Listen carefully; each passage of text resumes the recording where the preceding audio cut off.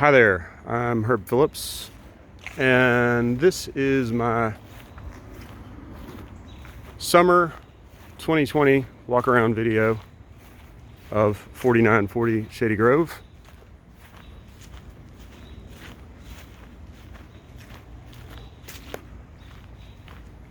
So here's your entryway driveway. I poured this probably, I think 13 years ago. I used Ultra Fiber 5000 reinforcement in the concrete, so it's held up nicely. These bricks are about 160 years old. They came from a warehouse that burned in Paducah, Kentucky. House is built in '55. A young couple bought these lots, or this lot, in 1950 from Boyle for $4,000, which was a considerable sum of money. You could buy a pretty nice house in Colonial Acres for damn near that. The architect spec'd out this clinker brick for the house, sort of an English type brick. The bricks are essentially misfire bricks, basically, is what they would be regarded as. They're kind of cool. If you're really ambitious, you can climb the side of the house. I've done it a time or two in my 17 years of being here. Front and backyard are irrigated. I actually have the sprinkler system on a Wi-Fi setup, so I'm not watering. It's aware of like the weather forecast here, and I'm not watering while it's raining, and I can control it from my computer or from my smartphone anywhere in the world. I've enjoyed planting roses and bulbs here, tulips notably, and gladiolas this time of year for a long time, and it's been great. We've got a nice canopy surrounding the house, so it stays pretty cool here. Mostly the lot gets midday sun is really kind of what we get here. Backyard is gated. Apologies, I've got a big mulch mountain there right now.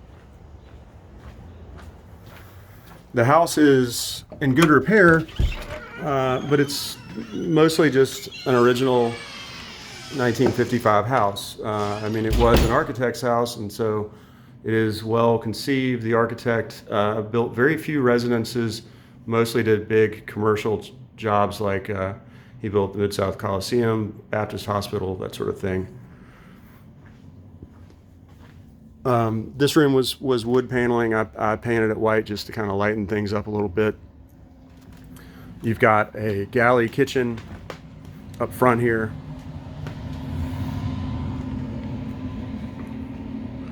The house is 75 feet from the road, so I've never seen fit to put window treatments on the front windows because I didn't need them, because you can't see me. This is a sunroom constructed in 1976. It's one of two additions to the house.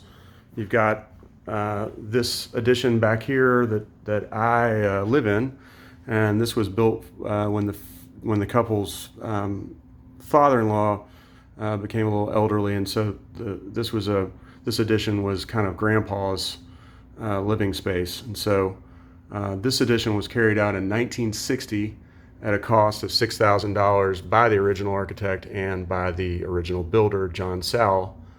I believe he's the uncle to Linda Sal. This sunroom was constructed in 1976.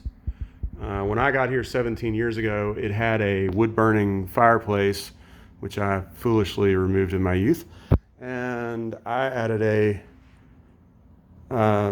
ventless gas fireplace, which works just fine. This deck is nearly as old as I am, and last summer I sanded it down with a floor sander, and I stained it with an oil-based stain, and was pretty happy with it. And then I built this gable last summer, and kind of had intentions of maybe sewing up some canvas and putting a canvas top on this, and then maybe some isinglass and screen windows between here and here, so that the space could be kind of closed in and used year round. It's a great deck. Here's kind of a rear elevation of the house.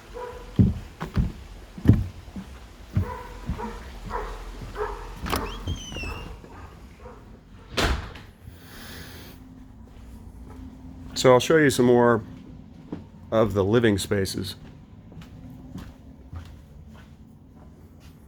So here's the hallway. You've got a small children's bedroom here. You've got the original master from 55 here.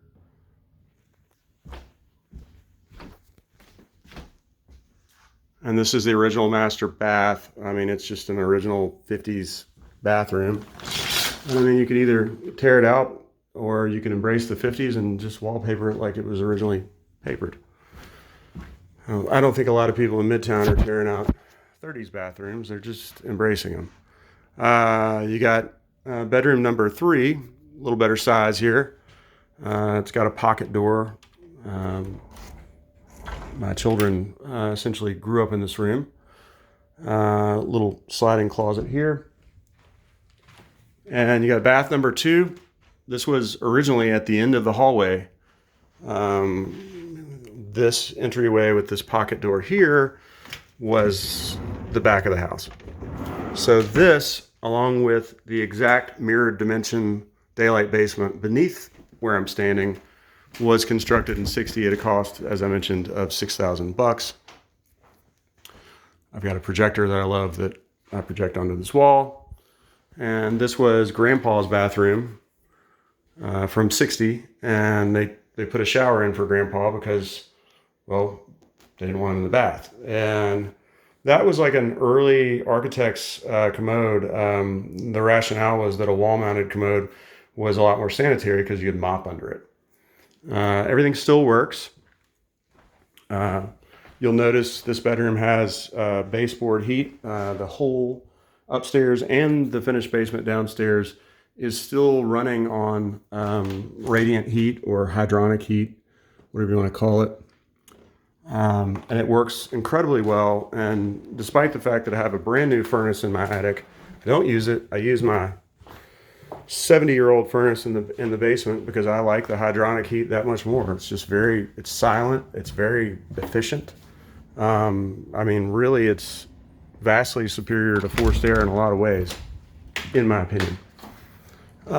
So here's your finished basement hallway. I painted everything white down here just to kind of brighten it up and put some silly lights in the ceiling just to do it. You've got these globe cabinets that somebody, the homeowner at some point, repurposed from, I believe they told me, an attorney's office. They're all still in good shape. There's a little office in here if you wanted to use it. You could. This space is very reconfigurable. Because your plumbing is right here, it would be incredibly easy to construct a bathroom down here. This is a dividing wall for the laundry area. And your ceilings again. And then the room that mirrors the bedroom that I've been living in is here. This is a good sized room. I mean, it's probably 25 by 17 or 18. And I'm not using it for anything. Originally, they were using it. This was built as just a children's game room, and they had a pool table down here for their children. The entire house is accessible from underneath. So if I were to go through this door here, granted it's not finished, but I can walk underneath the entire house. I can touch all the plumbing. I can touch all the electrical. It's a very easy house to work on.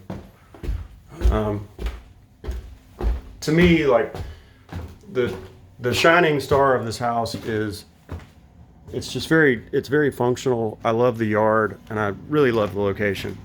All of my neighbors in my immediate area that are doing new builds, they have $400,000 in their dirt before they start to pour the first bit of their foundation. So, you know, this dirt is worth $400,000 sans house. But what I'm offering to you is a house that you don't need to tear down. It's quite livable, and it's just sort of a unique house. So coming out of the sunroom, I've got a flight of stairs down, and this takes you down to my carport, which is underneath the deck in the pool area. So you can kind of get an idea here. This is a 2-car carport. And then if I keep coming down these stairs, this is a tool room. So I always have kept all my tools down here, bicycles. I have a deep freeze down here that has been very handy. And yeah, it's a tool room. If I walk out this door, other than being assailed by my poodle, I've got a really nice, hi buddy. I've got a really nice backyard that if you have children or dogs or grandchildren, or you just like to garden and you like privacy and you like entertaining people, this is the side yard here. This is probably easily 80 feet from the gate right here of driveway, and then this is the carport area, which the ingress and egress of this carport is really too steep to be practical. But what you could do is screen this entire space in and turn it into an outdoor entertaining space adjacent to the pool. That, in my mind, makes a lot of sense. We got a trampoline. If you buy the house and you want it, you're welcome to have it. I built the swimming pool myself about 13 years ago. I actually ordered it as a kit on eBay, and I'm eternally the glutton for punishment. I just decided that I knew how to do it better than anybody else. You know, in hindsight, I wouldn't have done that, but hey, I built it. It's here. I replaced the liner about 3 years ago. I've got a pool guy that's fantastic, and he comes every week, and I don't fool with it. My dog loves it. Again, like entertaining in the backyard when it's nice and warm is phenomenal, and your guests will love the backyard. They'll love the front yard. I've got a swing in the front yard that has a fulcrum of over 70 feet, so if you feel adventurous, you can almost fly. You know, in my opinion, the house has got tons of potential. Here's a little courtyard in the middle that I built 13 years ago. I can walk straight out of my bedroom in the morning, straight to the pool, no problem. There's the downstairs daylight basement room. Roof is 5 years old. I stripped it to the bare deck. It's an Owens Corning 30-year architectural roof. And show you another shot of the side yard, and then wander back up into the front yard and conclude this.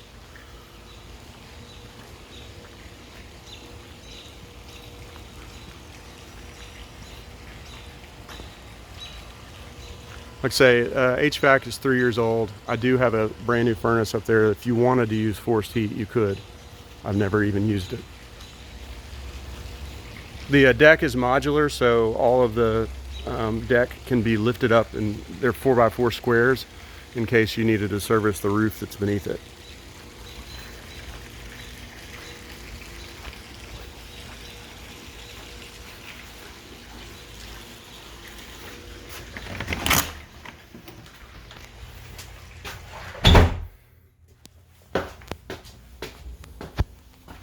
When I redid the HVAC 3 years ago, I built this, I had this fabricated, this trunk line, because I decided to cool the sunroom. Previous to that, I had this window unit in here because I had a dog at the time that was kind of elderly, and I didn't want him hot. So this ventless fireplace works phenomenally well, especially if you're lazy and you're cold in the wintertime and you want instant heat. It does a great job. This fireplace is original, and it burns wood better than any fireplace I've ever had in my life. It will literally get this whole hearth like so, the room will radiate heat for a day. Carburation through this thing is amazing. These are my bikes. I love to go ride the Green Line all the time, and I ride straight down Shady Grove, and I connect at Humphreys and then go down the Green Line all the way down to Waring, and then I go from Waring to back to Tuckahoe, and then Tuckahoe back to Shady Grove, and it's a great 13-mile ride. It's fantastic. Everybody that I've ever taken on that ride loves it. The front fireplace, by the way, is gas, and I've really never utilized it because I love burning wood. Anyway, this is just, for the right person, this is a phenomenal house. Is it brand new? No. Is it a McMansion? No. I suppose you could put a McMansion here if you wanted to. I think it'd be a shame, but do what you want.